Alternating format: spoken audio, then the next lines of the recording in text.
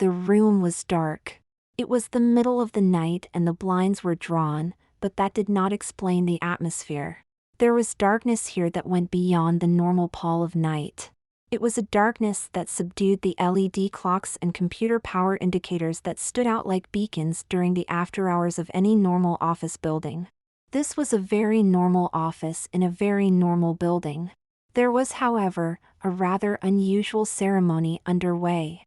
Stephen Alexander muttered as he lit the candles at the cardinal points of the room.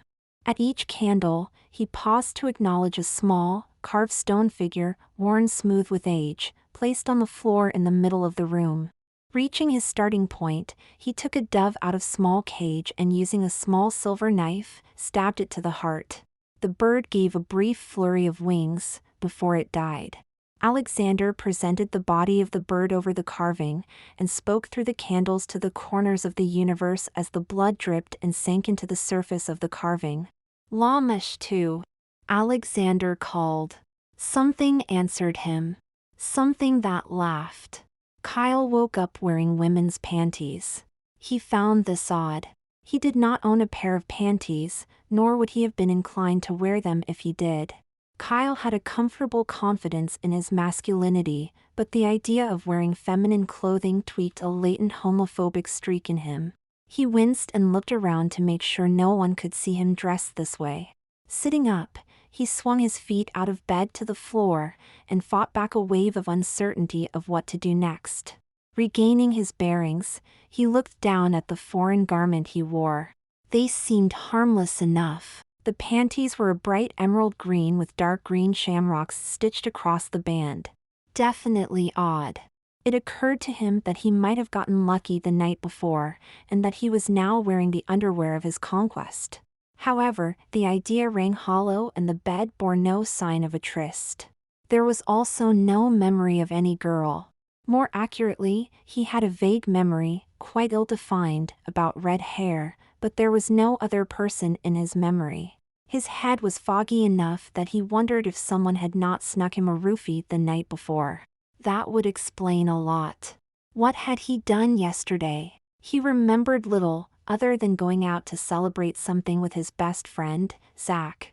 Zach the wild man. Zach had not changed much since college.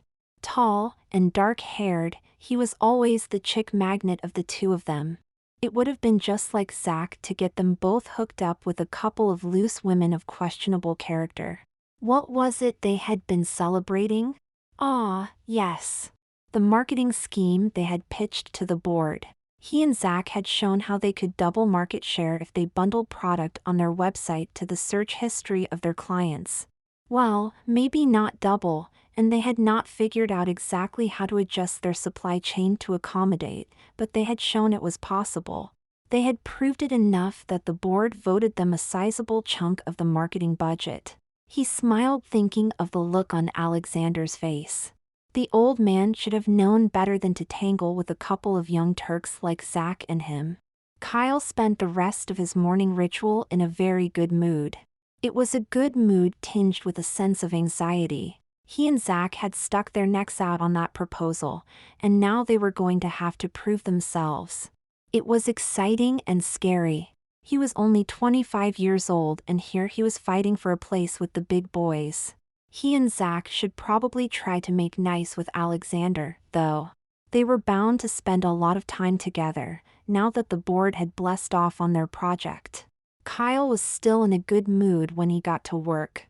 He did have to fight down a certain sense of giddiness that was uncharacteristic of him, but he attributed that to the excitement of the previous day. Kyle, over here. Kyle looked up to see Zach, waving furiously at him from across the office. Kyle waved back, before both men rushed excitedly to each other, briefly clasping hands and grinning like schoolchildren. Can you believe we actually did it? Zach said. I know, Kyle said. Isn't it exciting? Totally. We're going to meet all kinds of new people. Zach grinned mischievously, scrunching his nose as he did. This is totally going to be fun. It'll be just like back in school. Kyle was almost bouncing in place as he spoke. This will be better. Zach said, staring off in the distance with a look of anticipation. We'll be in charge, and people will have to listen to us for a change. Kyle had to agree that that sounded awesome. Both men grinned silly grins, holding back the urge to squeal with delight. The mood broke with the arrival of Stephen Alexander. Well, good morning, he said in his usual gruff and unfriendly voice. If it isn't our two newest worker bees. Good morning, Mr. Alexander, Zach said, recovering quickly from the interruption. Good morning, Mr. Alexander, Kyle said, a moment later. He stood nervously, unsure how Alexander was going to react after yesterday's board meeting. Alexander frowned slightly as he looked the two men over head to foot. How are you feeling then? He asked in a serious tone. Fine, Mr. Alexander, Zach said. Fine, sir, Kyle said. He got the impression that Mr. Alexander actually wanted to know. Notice any changes since yesterday? Alexander asked. Zach and Kyle nodded no. Well, get to work then. Alexander snapped, and then turned away angrily. Yes, sir. Kyle and Zach said in unison, and then stared at each other in amazement as Alexander retreated to his private office. Come on, Zach said to Kyle, grabbing him by the arm to lead him quickly into the bathroom. Oh, my God, Zach said, once the two men were alone together in the bathroom. What was that all about? I know, Kyle said. Did you see the way he was looking at us? Creepy. Totally, Zach agreed, as he studied himself in the mirror. Maybe he just liked what he saw. You. Gross. Kyle said. What? He's not that old, Zach said, as he started primping his hair. It's not that. It's just that. Kyle's voice trailed off as he joined Zach at the sinks. Everything seemed weird. He felt like he was rushing forward urgently to something. It's not that, he said, finishing lamely. Zach shrugged and started checking his eyes, cheeks, and lips in the mirror. Alexander slammed the door on his office. It didn't work. All that preparation, all that power at his fingertips, and it didn't work. They were still the same two snots they had been yesterday. He ground his teeth in his frustration and fought down the urge to throw the furniture around. Alexander's eyes fell to the small, carved statue that had figured prominently in the ceremony he had performed the night before. Anger grew in him to think of the sweat, blood, and treasure he had spent to obtain the idol. He snatched it up with one hand and held it in front of his face. It didn't fucking work, he yelled, loud enough for those outside his office to hear. Alexander quieted as the familiar feel of the idol's power reached out and calmed the edges of his temper. It whispered to him and made promises of great things. He reached out with yearning to those promises, only to feel them slip and slide away from him. It laughed at him, but consoled at the same time. Patience, it seemed to say. Great things will come your way, if you but wait. Alexander slammed the idol down hard back on the shelf with frustration. He felt cheated and violated, but he was willing to wait, for now. Kyle rearranged the items on his desk for the 12th time. He did not know what else to do. The excitement of his first few days on the job had dissipated into a general sense that he should be doing something. But what? He sharpened his pencils, again, and surveyed his desk. He thought of it as his desk. At least, no one had tried to claim it from him. It was in the main area of the open office, off to one side, near the private offices. He had hoped for a private office, but when none was forthcoming, had settled to this desk as a place to keep his belongings. His desk. It was convenient. You actually had to walk by it to get to Mr. Alexander's office. Therefore, he got to see Mr. Alexander a lot. Kyle sighed, puffing out his cheeks as he exhaled. What happened? He and Zach were supposed to have all kinds of fun at this job. They were supposed to meet people and do stuff. Instead, he was stuck at this desk, doing little more than answering the phone. Hiya, Kyle, Zach said as he glided into the room. Zach? Kyle said in astonishment. In the flesh. What do you think? Zach twirled in place to show off his outfit. He was wearing a bright red, sleeveless silk shirt and ultra-tight white pants. It's good, you look good, Kyle said, stuttering slightly over the words. Thanks, love. Is Stevie in? Yeah, you want me to buzz him and let him know you're here? That's okay, sweetie. I'll just surprise him. With that, Zach pulled out a small compact mirror and checked his face, before flouncing off into Alexander's office with a little kick in his step. Kyle was astounded. Zach looked amazing. He was thin as a whip, and those clothes looked, well, totally hot. He had the kind of casual, yet sexy look that was not really office clothes, but so good. Kyle sighed, wishing he could get away with wearing something like that. Not in those colors, he was more of a green and earth tones kind of person. That outfit worked for Zach because of his blonde dye job and that skinny body. Kyle looked at the bag holding his lunch and frowned. Maybe he should have a salad today, instead. If he ever wanted to look as good as Zach did, he had better start dieting now. The sound of laughter and giggling filtered out of Alexander's office. Whatever Zach and Mr. Alexander were doing in there, they sure seemed to be having fun. Kyle sighed again, looking at his lunch. By the time Thursday's departmental staff meeting came around, Kyle was even more confused about his role in the department. He sat at the boardroom table not even knowing why he was there, nervously picking at his clothes. Lately, nothing fit right anymore. Even the new pants he bought seemed too tight.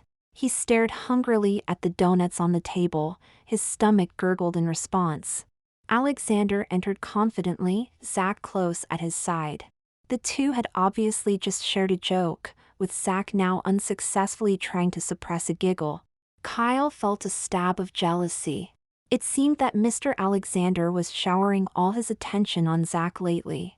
Kyle tried to look like he did not care, but secretly studied his friend, Zach. It was not fair. Zach had that natural grace, long blonde hair, and those long shapely legs. He also had a curious flair to his hips that seemed to accentuate his narrow waist. He could wear just about anything and look good in it.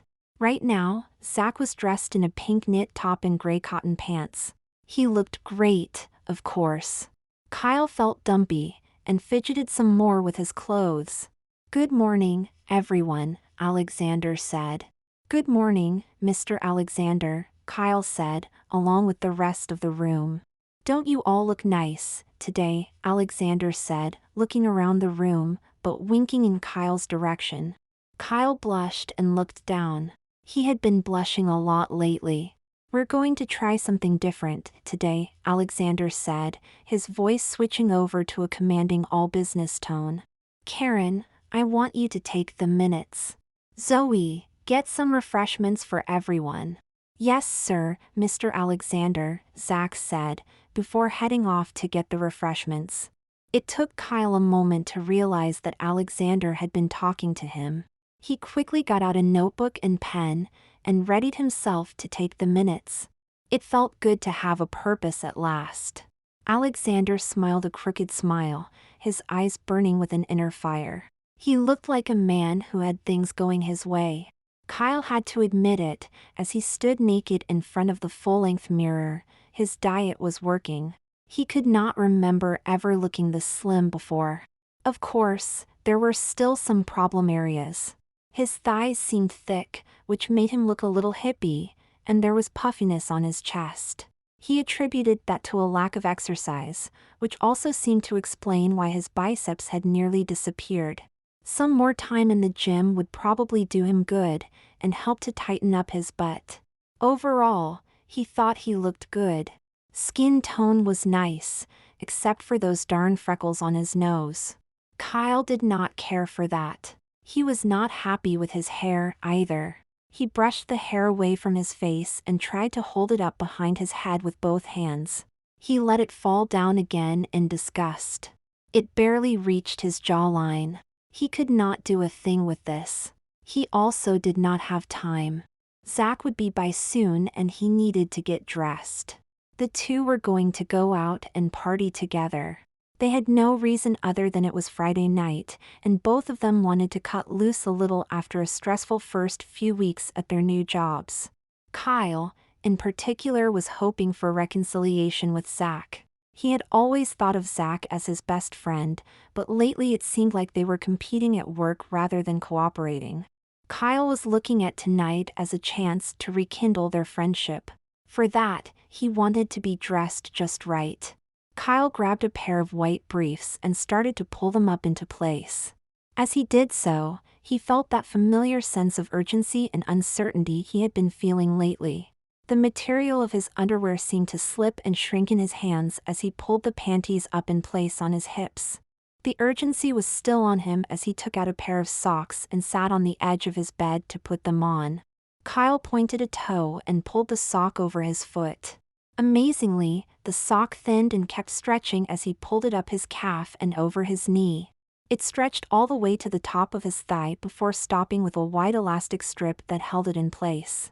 His breath caught in his throat, but he could not stop himself from repeating the action with the other sock. Kyle ran his hand down his legs, straightening the pattern in his nylons without thinking. Nylons were unusual for him, but they went wonderfully with his black panties. They were super sheer and slightly shimmery, with a pattern of thin dark stripes that ran up his legs, accentuating their curves. Kyle loved them. He delayed covering his legs, and concentrated on finding the right shirt to wear. He first tried a short-sleeve polo shirt, but that was not right.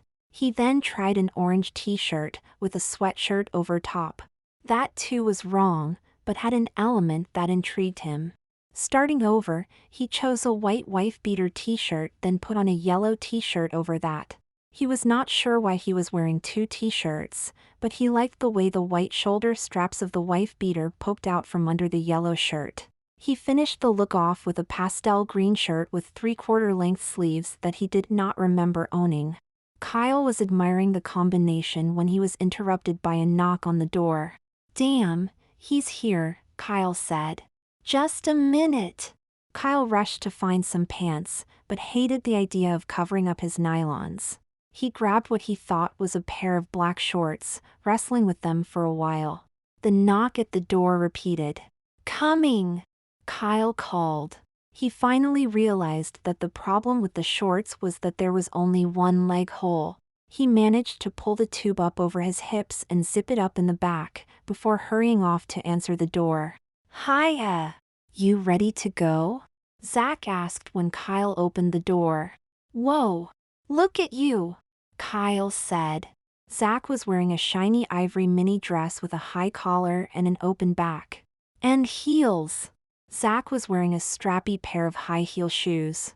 "You look terrific," Kyle said, his heart sinking with jealousy. "Thanks," Zach said.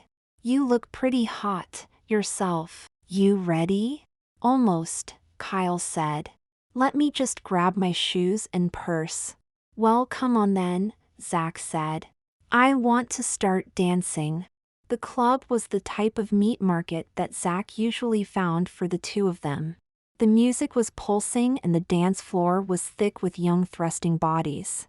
The drinks were expensive but not too watered down. Everyone there seemed to be on the prowl for a hookup. Everything was exactly as it usually was. Only this time, Kyle thought it felt different. His feet hurt a lot more than usual, for one thing. It was enough to make him regret wearing heels, even if they did show off his legs. Kyle sat out more and more dances as the night wore on. Not that it seemed to bother Zach.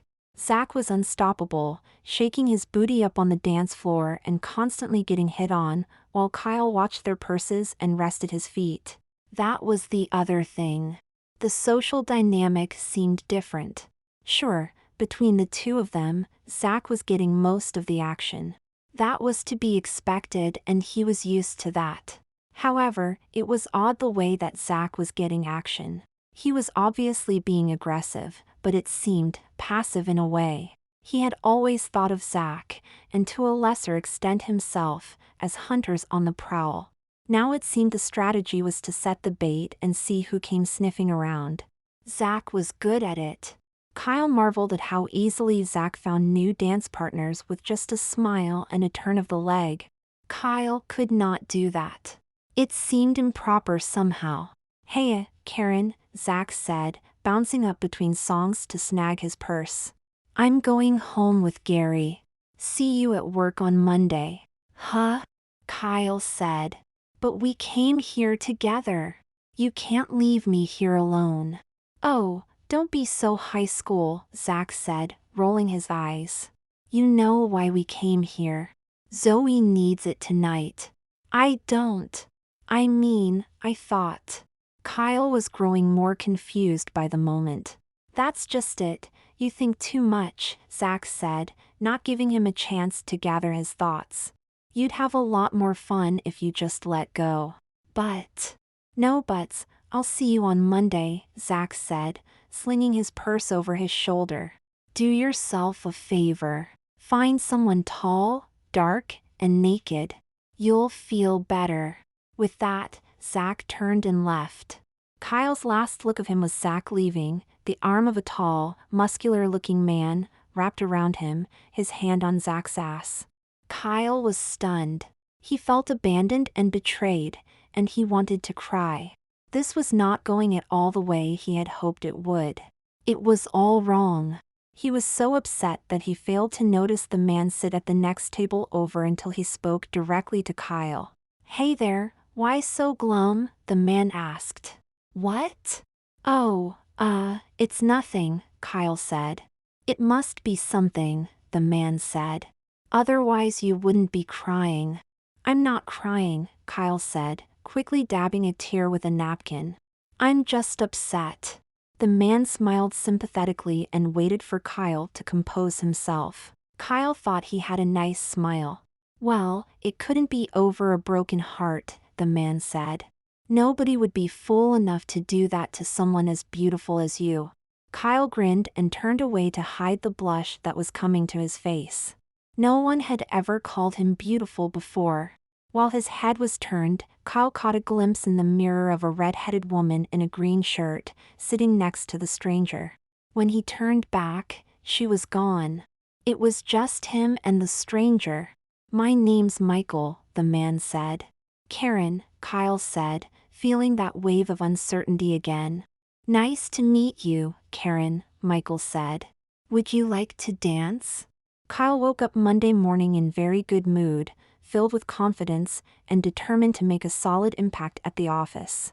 He might be only an administrative assistant, but that did not mean he was unimportant. He performed a vital job. People relied on him. It was amazing how much difference a weekend made. Kyle smiled, thinking of Friday night. Sure, Zoe had been a total bitch, but if she had not dumped him, he never would have met Michael. Kyle glowed as he sat at his vanity and brushed out his hair. He got a warm feeling deep in his belly thinking of Michael and a shiver up his spine remembering the feeling of those strong arms and rough hands. He even had another date tonight. Monday. Can you believe it? Kyle giggled thinking about his date tonight. He should wear something really sexy. For work now, though, he should wear something totally professional. Real office clothes, the kind a real secretary would wear. Maybe a pantsuit and some low heels, with like a dressy jacket. He could wear his hair back and those green sparkly earrings. He wondered if he had time to paint his nails. When Kyle walked into the office that morning, he was walking on a cloud. He chatted with the other secretaries, flirted a little with the guy who brought the mail, and just generally felt at ease with the world. A big happy smile played on his face as he sat at his desk and readied himself for the first challenge of the workday. "Karen, would you come in here please? I need you to take a memo," the intercom on his desk buzzed. "Right away, sir," he said, taking his notepad and pen with him. Kyle entered the office to find Mr. Alexander sitting on the edge of his desk, hiding something from view. There was a dark smile on his face. Kyle shuddered involuntarily. He hoped that this would be over soon so that he could return to his desk where at least he felt comfortable. "Have a seat," Alexander said. "No, over here." Kyle had started to sit in the chair near the desk, but Alexander was indicating the couch seat by the coffee table. Kyle sat down cautiously, somewhat mystified by the odd seating arrangement. He would not be able to see the desk from here. "Now, I want you to listen very carefully to what I'm going to say." Alexander proceeded to place a small stone carving on the table in front of Kyle. Kyle shifted uncomfortably and bit his lower lip in uncertainty. This was very strange. "This is important, so listen carefully," Alexander said, in a way meant to be reassuring but had the opposite effect on Kyle. "I want you to think about your life, about who you are, about how you got here." Alexander lit a candle in one corner of the room as he spoke, then walked around out of Kyle's line of sight as he continued speaking. "Think about your schooling, who your friends were, who your lovers were. Remember your first kiss." Kyle heard these words far off in the distance, almost as an echo. His attention was fixated on the stone carving. It was carved out of a dark gray stone, and looked old. It was vaguely human in shape, except that it lacked detail. More precisely, it looked like details had once existed but had been rubbed off over the years. "Remember your adolescence, your coming of age, and your childhood before that." Kyle could barely hear these words anymore. The idol filled his awareness and seemed to be whispering on its own, a sound that reverberated in his head but stayed just below audibility. "Remember being small, how your mother held you in her arms. Remember even before that, how warm and safe you were when the womb was your world." Kyle heard nothing but the whispering from the idol. It told him how he had grown, and tales of happy times, of being loved, and sharing. It spoke softly and gently of texture, color, and fabrics he had known. It filled his head with friends, family, holiday presents, and childhood games. It told him things that could not be put into words. It told him things and laughed. Karen's head snapped up in surprise. She must have fallen asleep. How embarrassing, right in Mr. Alexander's office and all. "Oh my gosh, I'm sorry, Mr. Alexander. I didn't hear what you just said," she said. "That's quite all right, my dear," Alexander said. "It wasn't anything you need concern yourself over." Karen smiled thankfully. Mr. Alexander was so nice. She was lucky to be working for him. It did not hurt that he was good-looking, too. He was maybe a little old for her, but the salt and pepper hair just made him more distinguished looking. Definitely handsome. She always did have a thing for a man in a nice suit. Karen and Michael were at Michael's place, watching a movie that Karen had picked out. It was a romantic comedy. Michael was a little bored, but he was enjoying the feeling of Karen leaning on him, his arm around her shoulder, and his hand on her hip. The two had been dating for some weeks now, and although their relationship still had that glow of newness to it, they had reached that relaxed stage where they enjoyed spending casual time together. Both were dressed comfortably in blue jeans. Michael wore an old t-shirt, while Karen was wearing a sports jersey she had borrowed from Michael's closet. "This is stupid," Michael said, gesturing at the television. "Shut up, it's good," Karen said, gently slapping Michael on the chest to make her point. "No, really. No guy would do that," Michael said. "Sure they would, it's romantic," she said. "If you say so, babe," he said, looking down at her, a big grin on his face. "You're impossible," Karen said, shaking her head but still smiling. "Next time you pick the movie. I thought you liked making decisions," he said, still teasing. "I do. Sure. I guess. I mean, if that's okay?" Karen said, not sure what Michael was referring to and worried she had said something wrong. "If we do it together. What do you think?" "See, that's your problem. You let other people tell you what to think," Michael said. "I do not." "You think so?" she said. "There it is again. he said. That's why you're having troubles at work. You let that Zoe girl walk all over you. Karen pulled away from him, with a frown on her face. She did not like being reminded of her problems at work. Lately, it was all one big competition for attention, which she usually lost. Of course, how was she supposed to compete with Miss Perfect, Zoe? Zoe, the one with the perfect blonde hair and that to die for figure. How was anyone supposed to compete with that? You know what you should do, Michael said, moving in on Karen. You should walk right up to her and tell her off, right in front of your boss. Then if she starts to complain, you tell them she sexually assaulted you. Karen giggled in spite of herself. Michael was such a goof. He was just angling the conversation around to his pet fantasy again. Oh, you'd like that, wouldn't you? She said. Yes, I would, said Michael, very close to Karen now. I would like that very much. Then when your boss sees what a forceful, independent woman you are, he'll give you a promotion and fire Zoe. She'll have to strip for quarters on the street corner. You're an idiot, she said, but let Michelle kiss her gently and passionately. She gave a muffled yelp when Michael cupped her breast, but let him have his way. It felt good. You know what I would like? Karen asked. I'd like to finish watching the movie. She wriggled out from under Michael and pretended to keep watching the television. She left her hand on Michael's thigh, feigning innocence. Michael grabbed her from behind and tickled her in a spot he knew. Karen shrieked, and both started wrestling and laughing. Karen wound up sitting atop Michael, her knees on either side of him, Michael grabbing her firmly by the wrists. The two locked eyes, breathing heavily. Michael pulled Karen to him, and they kissed deeply. Karen broke off the kiss and straightened up, removing her jersey as she did. She was not wearing a bra. She was not big enough to absolutely need one. Michael did not seem to mind. She loved that about him, the way he made her feel desirable. God, I think I'm falling for this guy, she thought. Being in a relationship had a positive effect on Karen. Even her co-workers commented on it. She had a sunnier disposition, she laughed more, she took more care with her personal appearance. She just seemed happy. Even Zoe did not bother her as much. Well, maybe almost as much.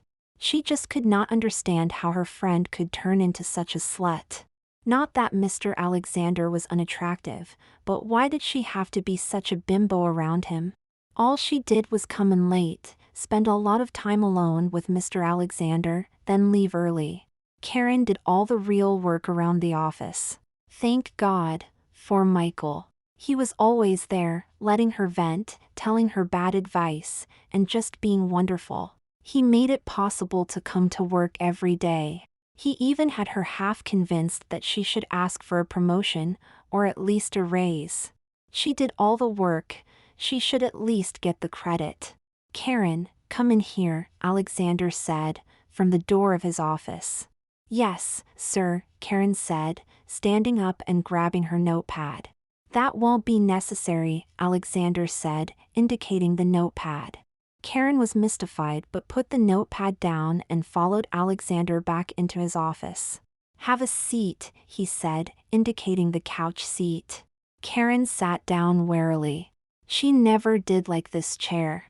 It bothered her for some reason. Mr. Alexander always acted weird around it, kind of like he was doing now. He even had that creepy little carving out on the coffee table. Karen hated that thing. I've enjoyed our time together, Alexander said, you and your friend. Karen nodded, not sure how to respond. No, really, Alexander said. You have no idea how much I've enjoyed watching you become the perfect little secretary. Priceless. Karen smiled in confusion. Was this a good thing that Mr. Alexander was saying? But now, I'm afraid, things have gotten a little stale, he said. And to stir things up, I'm making Zoe my personal secretary. You'll be working for her from now on. Karen's jaw dropped open in shock. But why? She said. All Zoe does is. I mean, is it because of the things you and her do? Karen hung her head and blushed in shame and anger at the unfairness of it all. Alexander just smiled for a moment before answering. I do admit to taking pleasure in instructing her in the physical aspects of her new role, he said. But this is really more about you than Zoe. Me? She said. You're too happy, Alexander said. You see, I didn't make you my secretary just to see you settle down and live happily ever after. No, he said. I made you my secretary to put you in your place. You were so arrogant, you and your friend. Well, I fixed that. I fixed you both, and then you went and ruined it. Karen was confused. Mr. Alexander seemed almost angry. I don't understand, she said, growing frightened by Alexander's tone. Ah, but you will, he said. I can guarantee you that. Touch the statue. What? I said. Touch the statue. Karen flinched and started to reach halfway towards the carving on the coffee table in front of her. She was afraid to touch it, but even more afraid of Mr. Alexander. He was talking like a crazy man. Karen was convinced he was prepared to do her harm.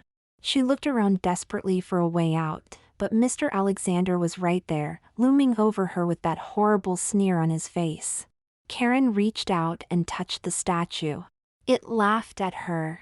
Kyle jerked his hand away. He must have fallen asleep, with his arm stretched out, an arm that looked funny, with painted nails and smooth skin. His legs looked funny too, smooth, hairless, curvy, all the way down to his pointy little shoes. This was all wrong. Why was he wearing shorts at the office? No, not shorts, a skirt. And a blouse? A memory of the bra he was wearing flashed into his mind, which made him think of his panties. The blood ran from his face. He knew what he was wearing. From his carefully made-up face and jade hoop earrings down to his 3-inch heels and painted toenails, he knew what he was wearing. He knew because he remembered getting dressed this morning. He also remembered the body underneath these clothes, which fit these clothes, these very feminine clothes. What's the matter, Karen? Alexander said, in a very innocent tone of voice. You look like you lost something. Karen, I need last week's minutes by lunchtime, so Stevie and I can go over them before the meeting this afternoon, Zoe said as she walked out of Alexander's office and up to Karen's desk. Kyle's head snapped around with a jerk. What? He said. His eyes followed the buxom girl's figure. He was having a hard time reconciling the memory of his old friend Zach with the vision of this big-breasted blonde girl in a tight dress before him. This was especially true after the gasps and moans he had heard coming from Alexander's office moments ago. The minutes? For the meeting this afternoon? Honestly, you're such a space case lately, Zoe said, as she pulled out a lipstick and small mirror, and proceeded to reapply a layer of color to her lips. I'll have them ready, he said in a small wooden voice. He was trying not to think about why Zach needed to reapply lipstick. You look like hell. Are you feeling all right? Zoe said, leaning forward with both hands on Karen's desk, giving Kyle a full look at her cleavage. Kyle looked away, uncomfortably. I'm fine, he said. No, seriously, Zoe said, flipping her hair back as she straightened. You're totally letting yourself go. Your hair is a mess. You've worn pants all week, and I never see you in makeup anymore. Kyle smiled wanly. All of what Zoe had said was true. For the last 2 weeks, Kyle had been stumbling through the day, going through the motions of living life as Karen. It had not been easy. Zoe looked concerned. Listen, I may be your boss now, but I'm still your friend, she said. And I worry about you. You haven't been the same lately, and I want the old Karen back. That's right. I'm not the same, Kyle said, a needy tone in his voice. Things are very different now. You see that, don't you? How you and I are different today than we were before. Kyle looked up at Zach, his eyes pleading for Zach to say that he saw it, too. Praying for some glimpse, that Zach remembered who they had been. Zoe looked puzzled, then frowned. "You need to get a grip," she said. "Go out and go shopping, get your hair done, maybe a makeover. You'll feel like a new girl." "Yeah, I'll do that," Kyle said, crestfallen. "Thanks." "Okay, then," Zoe said, smoothing her dress out. "I'm going out for a bit on an errand. Have those minutes ready when I get back." "Later, girl." "Bye," Kyle said half-heartedly, and started looking for his notes from last week's meeting. It did not take him long to finish typing up the minutes. He was good at typing, better than he remembered. He was better at lots of things, like walking in heels, and putting on a bra. Memories like that had eaten away at his confidence these past 2 weeks. Maybe he really was a girl. Maybe he had hit his head, and somehow forgotten who he really was and made up some story about how he was supposed to be a man named Kyle. Why else would he know that he wore size 7.5 shoes and a 32B cup bra? It made more sense to think he was deluded than thinking that the rest of the world was wrong. After all, he was physically female. Zoe's advice rang hollow in his head. Was that all he had left? Just be a girl for the weekend and he would feel better? "I'll try it," he said, looking down at his small dainty hands and modest bust line. "What have I got to lose?" "You look nice," Michael said, smiling warmly. "Thanks," Kyle said, fidgeting with the skirt of his dress under the table. Kyle and Michael were ostensibly on a date at what was Karen's favorite restaurant. Kyle had to admit it was nice and Michael was trying hard to be charming and funny. "I mean it," Michael said. "And not just because you're beautiful. I just missed seeing you, being with you. So, you look nice, here now." "Well, thanks. You look nice, too," Kyle said, blushing deeply. He gave up on the skirt and gulped at his wine. Kyle had been trying hard to be a girl for the entire weekend.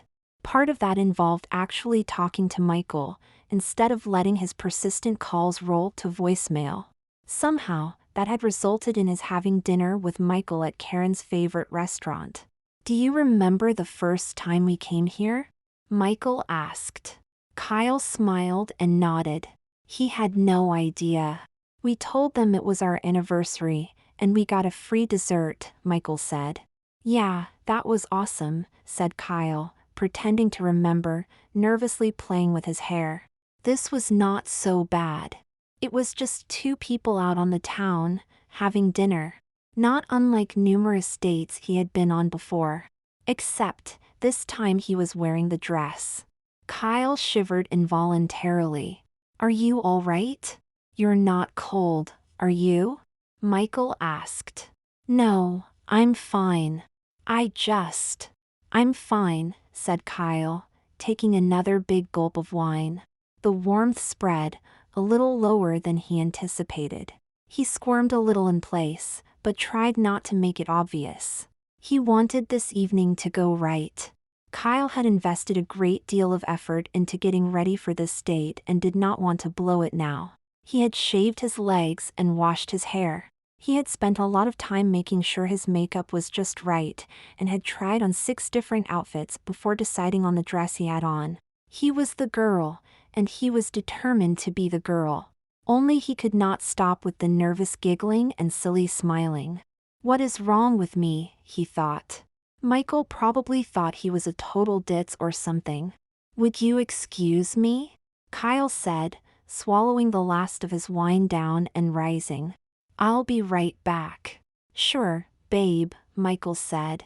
"I'll get the check." Kyle was feeling a warm flush across his chest and face as he made his way to the ladies' room. He blamed the wine. He did not really need to use the bathroom, he just needed a moment to gather his wits and catch his breath. What had he been thinking? This was a stupid idea. What was he supposed to do now? Have sex with Michael? Who would even think of that? Michael may be a very attractive and charming guy, but sex? Kyle felt his ears burning, and his heart thumping. What did Michael even see in Karen, anyway? Kyle took stock of his reflection. He saw a short red-headed girl with freckles. Thank goodness for the shoes that bumped him up to 5 feet 8 inches. His hair was nice enough, he guessed. It was a rich, copper-red color and hung down past his shoulders. He tried to picture the brown hair he remembered, but it would not line up with the face he saw. The freckles were painfully obvious to him, even though the heavy concealer he had used. His legs were probably his best feature. His shoulders seemed soft and weak, and he clearly had very small breasts. Kyle tried to picture himself with a set of breasts as large as Zoe's were and wondered what Michael would think. He checked that thought. He had a very good idea of what Michael would think. It was what all men think. Kyle puffed his chest up and looked sideways at himself in the mirror. If he had to wake up one day and be a woman, why did he have to have only a B cup? A small B, at that. They barely made a bump on his chest. Not like Zoe, she had to have at least a set of Ds. Of course, she was blonde and tall, while he was a red-headed stick with freckles. Still, Michael was not on a date with Zoe. He was there on a date with him, when he could easily be dating someone who looked like Zoe. That thought made Kyle smile. Maybe he could let Michael have a good-night kiss for that. Something chaste and friendly, it would be the polite thing to do. Kyle owed him at least that much. Kyle felt that flush again, and steadied himself against the sink. Yes, a kiss would be nice. Kyle was very self-conscious when he went back to work on Monday. He had purposely worn a moderately sexy skirt, so that no one would think anything had happened over the weekend. Frumpy would have looked suspicious, while too sexy would have just been slutty. This way it did not look like he was hiding anything. He was convinced that everyone knew he had been with a man. Kyle shivered a little at the memory of Michael's strong hands caressing his sides and pushing at the small of his back, those deep burning kisses and the feel of Michael's lips on his breasts. It had to have been the wine. Besides, he had not really slept with a man. They had just, it was more like, well, they had not done that. Without that, there was no actual sex. He and Michael had just done things that went a little too far. What was too far, anyway? He was a woman, Michael was a man. It was normal. Kyle was sure everyone could tell. The flowers on his desk did not help. Oh, flowers, Zoe said when she came in at 10:30. Let me smell. Who are they from? No one, Kyle said. No one? Oh, come on, Zoe said. They have to be from someone. Let me see. No, Kyle said, reaching for the card, which Zoe managed to snag first. Dearest Karen, she read. Thank you for coming back into my life. My love always, Michael. Oh, Michael, Zoe said in a lilting voice. Did someone rock his world this weekend? It wasn't like that, Kyle said, looking down in embarrassment. I'm sure it wasn't, Zoe said. Did you see him naked? Kyle hung his head even further, turning a bright red. I knew it, Zoe shouted. You got laid this weekend. No. I mean, I didn't. Oh, hush, Zoe said. About time you spread those legs. I was beginning to think you weren't human. So talk, did he curl your toes? Kyle collapsed even further on himself and could only manage a strangle-deep noise. He had curled his toes, twice. Fine, be that way, Zoe said. Just don't expect me to talk about my hookups. Oh, that reminds me. Stevie and I are going to be in a private meeting all morning. He wants to go over some figures, starting with mine. With that, Zoe headed into Alexander's office, leaving a mortified Kyle in her wake. How's our friend out there doing? Alexander said, glancing up from his computer screen as Zoe entered. Having a personal freak out. Zoe said, strutting across the carpet to lean sexily on the edge of Alexander's desk. Good, Alexander said, leering as he ran his palm along Zoe's exposed thigh, as she shivered with pleasure. Yeah, Zoe said. She's almost hiding under her desk, all because her boyfriend fucked her over the weekend and sent her flowers. Alexander stopped his caress and leaned back in his chair, a scowl on his face. I don't like that, he said. I don't want her happy. Now, don't be grumpy, Stevie, Zoe said, sliding over to sit on his lap. Don't get all worked up over skanky old Karen. She's totally miserable out there. Alexander frowned deeper. Zoe started to play with Alexander's hair and blow on his ear as she spoke. She got all slutty with her boyfriend, who fucked her silly, she said in a silky voice, between light sensual kisses. She probably screamed out his name, then sucked him dry. Now she can't look anyone in the eye, because she thinks she's a total slut. But next weekend, she'll do him again. Alexander smiled slightly, as he thought of Karen degrading herself. Zoe kept her hands busy, slowly unbuttoning his shirt. Besides, she said, I'm still your dirty girl. I'll do whatever you want. Make me your girl. Make me your dirty girl. Do me now, Stevie. Do you want me to beg? I'll get on my knees for you. Do you want me on my knees? By now, Zoe had his shirt open and was starting on his pants as she sunk to her knees in front of him. Alexander relaxed and let Zoe free his penis. There was a smug grin on his face as he watched the blonde girl's head buried at his crotch. Zoe was becoming a talented little cocksucker. She had turned out very well indeed. At least one of his transformies had worked out well. That just left Karen. Now what was he to make with her? Kyle buried his face against Michael's shoulder. Why did you pick a scary movie if you're not going to watch it? Michael asked, chuckling with his arm around Kyle. I didn't think it would be this scary. Okay, I'll turn it off. No, just tell me when it's safe to look. Not yet, Michael said. Okay, now. Thank goodness, Kyle said.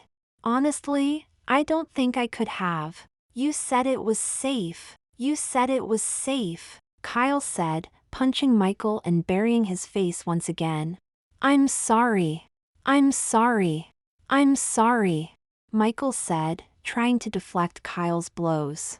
I didn't know that would happen. Look, I'm turning it off. I'm turning it off. Kyle snuck a look at the television to confirm that it was off, before raising his head from off of Michael's shoulder. He was, however, inclined to continue holding tightly to Michael. His heart was pounding and his hands would have been shaking if he let go. You better be sorry, he said, throwing another punch at Michael's shoulder. Ow, Michael said, laughing. He threw a bear hug around Kyle in self-defense, holding him too close for Kyle to get leverage. So what do you want to do, if you don't want to watch TV? Michael asked. Kyle considered his position.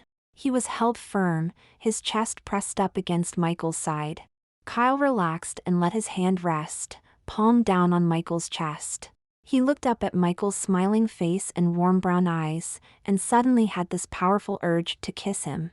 That feeling caught Kyle off guard. He had kissed Michael before, but intentionally, in a conscious effort to behave like a girl. That was it, except for that one time 2 weeks ago, when he had had too much wine. Kyle felt a warmth growing in his hips, thinking of that night. They were kissing before Kyle realized what he was doing. Kyle's heart was pounding, and it had nothing to do with the movie. Could he do this? It felt a lot like admitting he was a woman. Of course, his nipples were doing a pretty good job of that anyway. Oh, what the heck, he thought, mentally counting the number of days since his last period. He could always blame it on the wine. Kyle was on top of the world when he went into work and looked it. This was not his shortest skirt, but it was the shortest one he had ever worn to work. He had nylons on, too, as well as a pair of power heels. And a push-up bra. He felt sexy. How silly he had been, to go around thinking he was really a man. He was definitely all woman. Michael had proved that to him. He was still sore, but did not care. Kyle reveled in the feeling. Sex, sex, sexy sex, sex. He finally felt like he was starting to adapt to being female. Sure, being a woman could be inconvenient. It took longer to get dressed, and being physically smaller was intimidating at times. Going to the bathroom was more of a chore, and periods were definitely icky. Plus, sex had a lot more consequences to it. He could see why he had created the fantasy that he was really a man. Being a man had many advantages. Still, one did not get to choose one's gender, and there were perquisites to being female. He was a girl, and that was all right. He could finally relax and feel comfortable in his own skin. He could do this. "You're in a good mood this morning," Zoe told him. "I guess I am," he admitted, smiling wickedly. "I had a good evening." Oh, did it have anything to do with Michael? Maybe. Oh, my. Did we get nasty, then? Kyle did not say anything. His grin, however, gave him away. "You did," Zoe said, and then leaned over to talk in a more conspiratorial tone. "Talk. What happened? Tell me everything." Kyle was blushing. Talking about this was harder than he thought. It felt more like an admission than bragging. "Well, it was we were talking, and, Kyle felt his ears, neck, and cheeks burning. He smelled good, and we, did it." "Uh-huh," Zoe said, putting one knuckle up to her lips in a thoughtful pose. "Girl, you tell the worst stories. Was he at least any good?" "He was wonderful," Kyle said rapturously. "Oh, you meant. I thought we. Relax, don't strain yourself," Zoe said. "Let's just stick with he was wonderful. I'm happy for you. You've been in a funky mood these last few months. It's good to see you get back up on that horse. Or however big Michael really is, you'd know better than me." "I what?" Kyle said. "Oh, that reminds me," Zoe said. "Better put up the do not disturb sign. Stevie and I have a lot of dictation to work through. And you know how he hates to be disturbed when I'm taking his dictation." Zoe scrunched her nose and waved her fingers at Kyle. Kyle waved back as Zoe let herself into Alexander's office. That had been more awkward than Kyle thought it would be. He had gotten tongue-tied talking about sex. He was a woman, wasn't he? He should have been able to participate in a little risque girl talk. Clearly, he needed more work on his feminine identity. But how did one talk about sexual conquest when one was the conquest? Zach did not seem to have a problem with it. Zoe, he thought, chiding himself. Zach was a figment of his imagination. Zoe was Zoe, just as he was Karen, two secretaries trying to make it in the corporate world. Kyle sighed. Being a woman was hard. He just had to buckle down and keep at it. It had to get easier some time. The noise from Mr. Alexander's office was getting loud again. Kyle tried to ignore it. It was just Zoe's way. Only this time the noises seemed different. It almost sounded like an argument, a one-sided argument, with Mr. Alexander doing most of the yelling. The door to the office flew open, and Zoe ran out. It was obvious that she was crying. "Zoe?" Kyle said, half rising. Zoe looked once at him, then turned and ran down the hall, the sound of a few sobs escaping her as she ran. Kyle watched her go, his mouth hanging open in surprise. He turned to look back at the office, only to see Mr. Alexander glaring at him from the doorway. "This is all your fault," Alexander yelled at him. "You and that boyfriend of yours," Kyle said, falling back down into his seat. He was too taken aback to say anything above a sputter. "This isn't over," Alexander walked up and kept yelling as he pointed his finger in Kyle's face. Not by a long shot, Kyle. Alexander turned and stormed back into his office, slamming the door behind him. Kyle looked around in embarrassment at the stares from his coworkers in the office. All eyes were on him. Slowly, people turned and went about their business, casting only furtive glances back at him. It slowly dawned on Kyle what Mr. Alexander had said. He had called him Kyle. Nobody called him Kyle. No one knew that name. It was part of his fantasy about being a man. He had convinced himself it was not real and had told no one. The only way that Mr. Alexander would know about that name was if he somehow knew about Kyle thinking he was really a man. However, the only way he could know that was if that name were somehow real. Moreover, if it was a real name, then that would mean that he was really son of a bitch. I freaking knew it, he yelled, not caring that once again all eyes turned towards him. The room was dark. It was, however, an ordinary dark. The LED clocks and computer power indicators lit the room in a ghostly blue-green light, just bright enough for Kyle to make out rough details of Alexander's office. He took a moment for his eyes to adjust to the subdued light. The answer was here. He knew it. He was sure enough to risk sneaking in after hours. He had, however, no idea what he was looking for. Kyle's heart was thumping rapidly as he sorted through the contents of the drawers on Alexander's desk.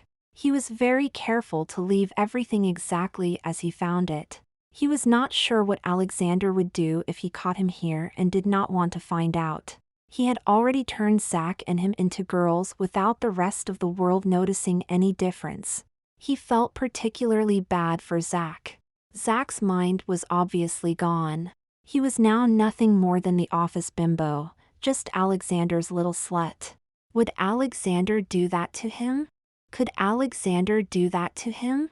A shiver ran down Kyle's back that had nothing to do with the temperature. He wanted to run. He wanted to run away and have nothing to do with this office anymore. Of course, if he did that, he would give up any hope of ever turning back. He would be stuck as Karen for the rest of his life. He would also be leaving Zach stuck as Zoe, stuck having sex with that monster and no memory of ever being male. Kyle got up the nerve to keep looking. He finished with the desk and started going through the filing cabinet. Everything seemed so normal. There was nothing here that even hinted of the unusual. Kyle was tempted to turn on the computer and check Alexander's electronic files, but worried that someone would notice the light from the monitor. He wished Michael were there. He would have felt safer just having him in the room. He could have been the lookout, or just stood there. Kyle would have felt safer. He thought about running again. He closed the file drawer a little too quickly and pinched his finger painfully. Ow! Damn, he said, sticking his finger in his mouth. He could taste blood. A sound, like laughter, caught his attention and he froze in place. It had been a short sound, not repeated, and Kyle was not sure he had heard it. He did get the distinct impression that he was being watched, and that feeling seemed to be coming from the bookcase. Kyle made his way cautiously across the room, wishing that he had taken the time to go home and change into something less revealing. What had felt sexy and feminine this morning just felt exposed in the closed darkness of Alexander's office. At first, he could not tell from where the feeling was coming. It was here, he was close. Then he saw it. It was that ugly carving that Mr. Alexander had. Kyle winced. He hated that thing. It creeped him out. He reached out to move the figure, wondering if there might be a camera behind it. As soon as she picked up the statue, Karen could feel a hand reach up her skirt, caress her thighs, and reach up to her crotch. There was another one across her breasts. A feeling like an impossibly long prehensile tongue was running up her leg, wrapping around her waist, exploring her midriff up to between her breasts. There was another tongue trying to force its way into her mouth. She could feel kisses and nibbling bites caress her shoulders and neck as her knees started to buckle. Her nipples were painfully hard, and her crotch was slick and feeling oh so empty. There were many invisible hands on her now, all grasping and tweaking her flesh. Karen gasped, as her clothes were ripped from her body. Naked, she was desperate now for something hard, somehow, anyhow, just anywhere deep inside her. Kyle thrust the figure away from him in revulsion. It rolled and spun on the bookshelf. Kyle looked down at himself, shocked to see there were no hands, no tongues, and that he was still wearing the skirt and blouse he had walked in wearing. He looked up at statue. It laughed at him. Kyle stumbled out of the office and ran as fast as his heels would allow. Loud laughter chased after him from the darkness. Against his better judgment, Kyle returned to the office the next morning. He would not have, except that he had spent the night in anguish over his reactions. He had run. He had met the source of his transformation, and he had run. To top it off, he had run to Michael, his boyfriend no less. Could he be any more of a girl than that? He told himself that he just needed reassurance, that wanting to be held and comforted was a normal human reaction, but it felt like surrender. Was it too late? Was he so far down this road, that even if he did change back, he would still be more woman than man? No. He could not think like that. He was here to reclaim his manhood. He was going to step up and take charge of the situation. He had a plan. Not much of a plan, show up early, before anyone else, and then scoop the thing into his purse with a hairbrush. But it was a plan. He was afraid, almost near panic. He had, however, steeled himself to confront whatever it was inside Alexander's office. "Hello, Karen." "Ack." "Oh, Mr. Alexander, I didn't know you were in," Kyle said. "You gave me such a start." Alexander did not say anything. He just sat there in the couch seat, smiling. "I mean, I didn't see you there in the dark," Kyle said. "I didn't think you were here. Not that you shouldn't be here. I mean, this is your office, after all, but it was dark." Alexander remained quiet. "Not that I make a habit of going in your office when you're not here," Kyle said, with a nervous laugh. "I was just looking to see if I left something. I heard something that." "Sit down, Karen." Kyle sat down meekly in the hard-backed padded armchair facing the couch seat. Maybe this was not so bad. Mr. Alexander seemed calm. Maybe he did not realize that Kyle was on to him. "I know why you're here," Alexander said. "You came here for Lamashtu." Alexander placed the carving on the table in front of him. Kyle's breath caught in his throat. The figure seemed to be staring straight at him. "No. I heard something," he said. "Enough games," Alexander shouted, looming up from his seat briefly, before calming himself and sitting back once again. "It's very old, you know," Alexander said.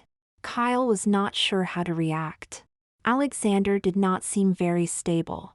He needed to get out before something bad happened. "Should I go back to work now, Mr. Alexander?" he asked. "No," Alexander said, shaking his head and chuckling. "No, you will not be going back, to work or otherwise. Not after yesterday. You see, you touched Lamashtu with blood on your hand. She has a taste for you now. I have no choice." "We always have a choice," Kyle said, nervously. "No, no choice. Why do you think I keep calling you Karen?" "Because that's my name?" "Your name's Kyle, and you came here to reclaim your manhood." You know my name?" "Of course I know. I'm the one who turned you into a woman." Alexander seemed almost bemused. "Well, Lamashtu did. But I requested it." "You requested this?" Kyle said, clearly appalled at what he was hearing. "You had it coming, you and your friend." Alexander was sneering now. "Walking in here, disrespecting your betters. Not so cocky now, are you, bitch? Well, you're Karen now, and Karen you'll stay." You did this to me, and Zach? You turned me into your secretary, and Zach into your. Kyle could not bring himself to spit out the words. Zach seems to be adjusting, Alexander said with a smile and a shrug. He makes an excellent Zoe, one that appeals to my baser instincts. The question is, what sort of Karen do I make out of you, now? How about matronly Karen? Give you a few years, bad eyes, droopy breasts. We could throw you a retirement party. Kyle sat there, his mouth hanging open. He had no idea how real the threat was. He suspected it was very real. Knock, knock, Zoe said as she walked in the door, uncharacteristically early. Hiya, Karen. Hiya, Stevie. Have you started without me? Zoe walked over to where Alexander was sitting and passionately kissed him with half-open mouth. She ran her hand across his chest and smoothed his lapels. Zach, don't. Kyle started to say. I mean, Zoe, stop. You don't know what you're doing. You're not. Look, this will sound crazy, but you and I are not really women. We are men. I mean, we were men. And he changed us. You need to fight him. Zoe looked puzzled, then turned questioningly at Alexander, before turning back to Kyle and giggling. Oh, Kyle, she said. You're such a silly. No wonder Stevie turned you into just a plain Jane secretary. You need to relax and have fun. Maybe then Stevie will make you a sexy bitch like me. Wait, you knew? But how? When? Simple, Alexander said. I told her, almost right off the bat. I wanted a slut. Zoe here proved willing and, after a few modifications, fully able to fill that role. You brainwashed her, Kyle shouted. Not at all, Anderson said, calmly running his hand along Zoe's hip, sliding it back to her ass. Zoe chose this life. Her modifications were purely physical. Oh, don't look at me like that, Zoe said to Kyle's incredulous stare. You've spread your legs for that boyfriend of yours. Ah, yes. The boyfriend, Alexander said.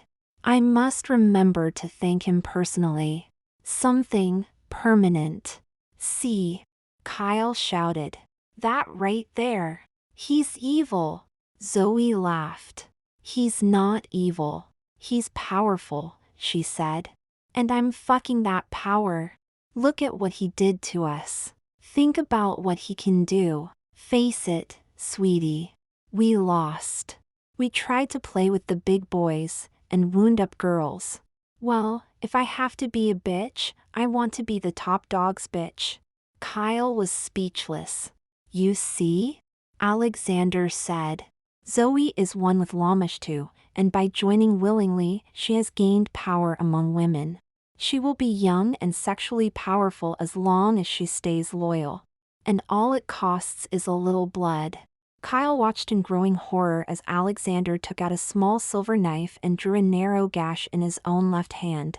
The room seemed to grow darker, but with an ethereal light to the statue that lit up Alexander, Kyle, and Zoe.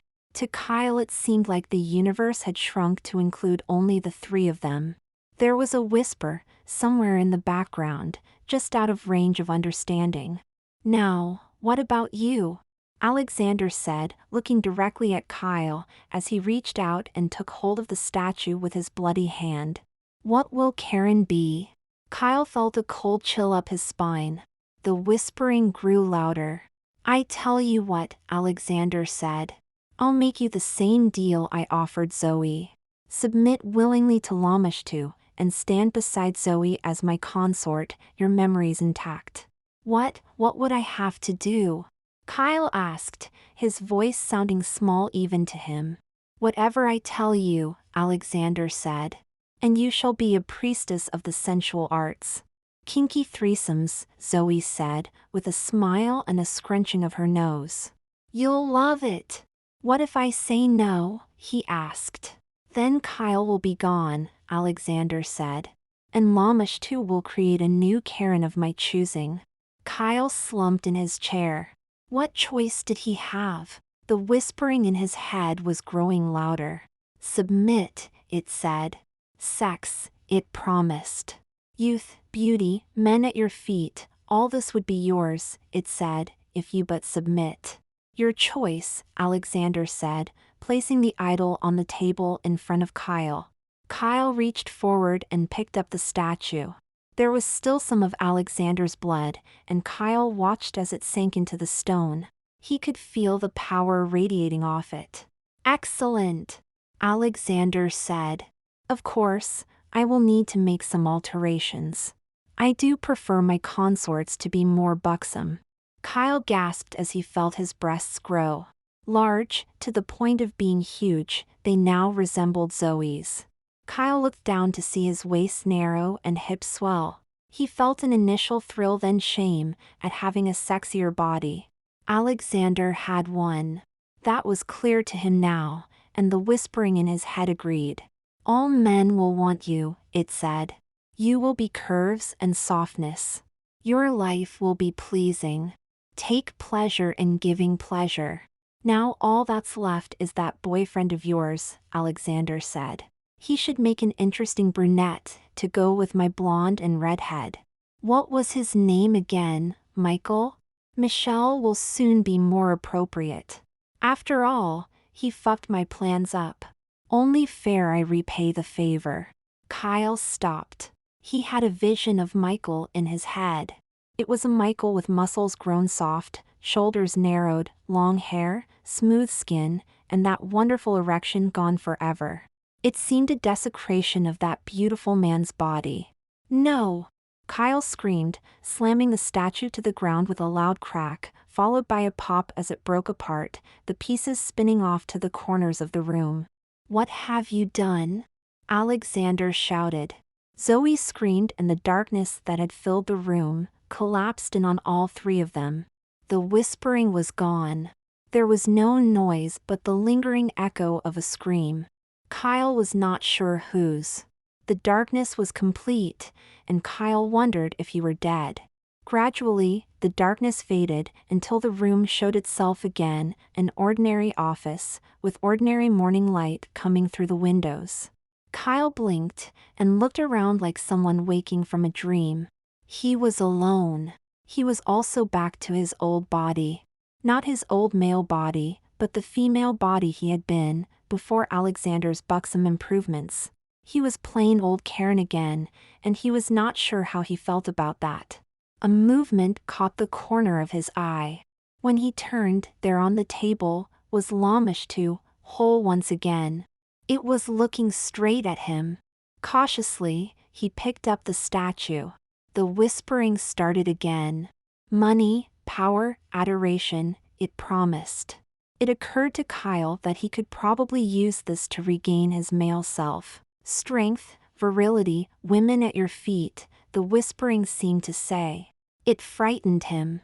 He had seen the madness this thing had brought. And what was to become of him and Michael if he were to do such a thing? No, leave well enough alone. He would stay Karen. The whispering continued. Now it spoke of beauty, expensive gowns, and well-muscled men to tend to his needs. Kyle sneered at the whispering. He had Michael. What could Lamishtu offer that was better? However, there seemed little risk in minor changes, like maybe getting rid of some of his freckles. Or bigger boobs, not like what Alexander had picked out, but maybe slightly bigger. Men did like them bigger, and Michael was definitely a man. Yes, definitely bigger boobs. Surely, there was no harm in a few minor changes like that. Kyle looked straight at the face of the idol in his hands and wondered exactly how powerful this thing was. There was a small silver knife on the table beside him. He was not sure, but he thought he heard laughter coming from somewhere.